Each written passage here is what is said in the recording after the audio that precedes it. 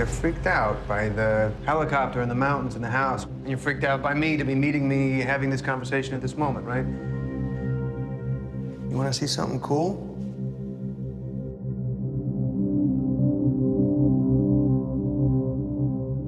The real story of this film is about a machine becoming a girl. The protagonist needs to fall in love with her for the story to function. And I think the audience needs to do the same thing. Hello. How do we design something that works plausibly as a machine, but also that you could absolutely believe that someone could form a relationship with?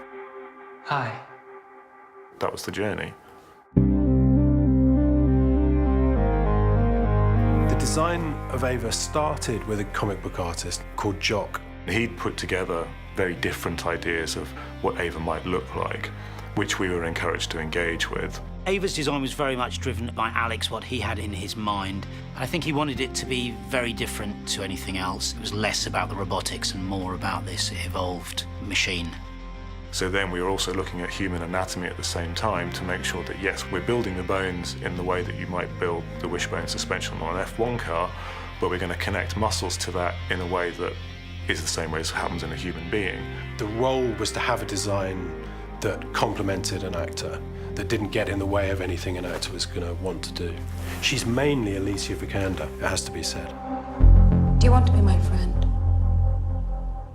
Of course. Will it be possible? Why would it not be? Even though we're in a science fiction framework, I kind of wanted it to feel very natural, very personal, especially with that relationship between Caleb and Ava. And so Andrew, with the VFX, were just very much like, look, we're going to fit into what you're doing. There won't be any green screens. We could shoot those scenes as we would shoot any piece of drama. Power restored. Here's something else I wanted to show you. Okay. You might think it's stupid.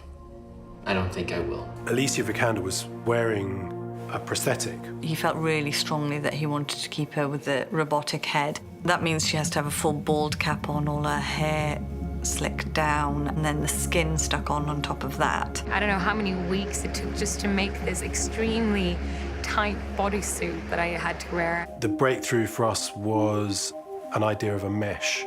The mesh follows the contours of a naked girl. And so you get this sort of sense of a girl flickering in your periphery vision while you're looking at a machine. We had to work out a way of constructing the whole top of the suit in one piece to show every single beautiful curve of a woman's body. The end result is fabulous, and it was a massive team effort. It's a piece of art that they've created. She is really not only a machine, but she's extremely exquisite. After the first scene, I forget that it's a visual effect, and I'm just watching her as a character. And if I, as somebody who has spent a very long time designing and fretting and fixing things, lose that when I watch it, then something fantastic has happened.